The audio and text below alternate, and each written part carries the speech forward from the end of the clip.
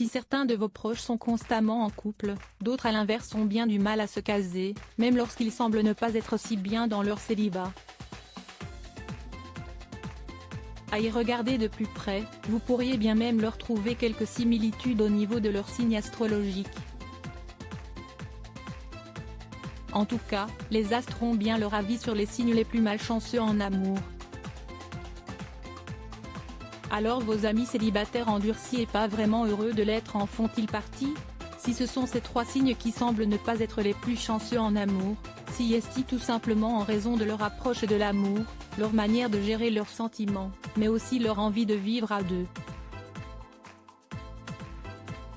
En effet, certains signes sont à l'inverse chanceux en amour.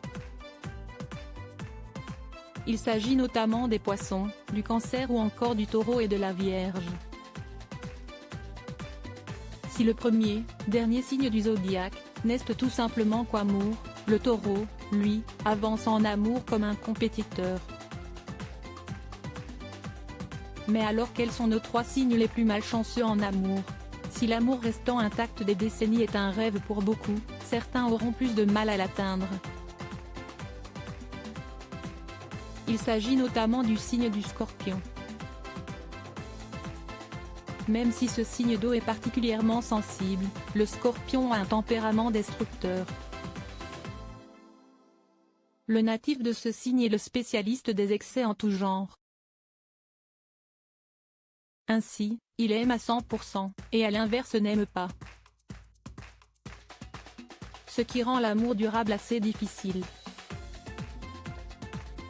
Car s'il ne parvient pas à s'attacher, il se lassera aussi vite, ou bien tomber éperdument amoureux.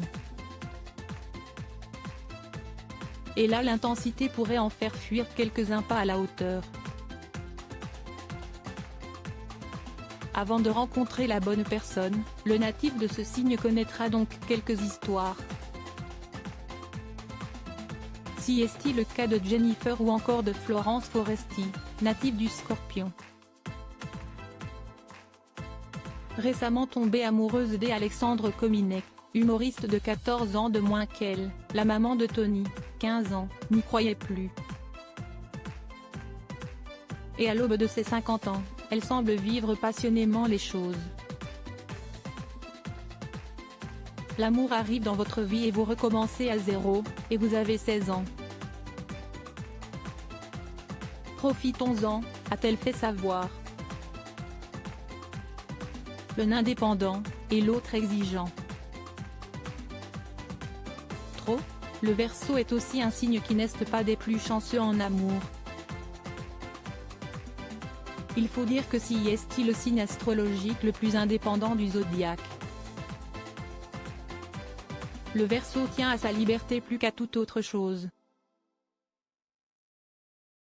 Marquée par sa rupture avec Brad Pitt, il y a des années, Jennifer Aniston a connu d'autres idylles mais semble heureuse dans son actuel célibat. Native du Verseau, l'actrice tient à sa liberté. Et l'autonomie des natifs de ce signe peut parfois faire peur à l'être aimé, qui se sentira toujours en second plan. Leur amant idéal, quelqu'un d'aussi indépendant qu'eux. Enfin le Capricorne a lui aussi parfois du mal à trouver chaussure à son pied. Particulièrement exigeant, il a bien du mal à trouver l'âme sœur. Native du Capricorne, Kate Middleton a trouvé sa solution, épouser un prince.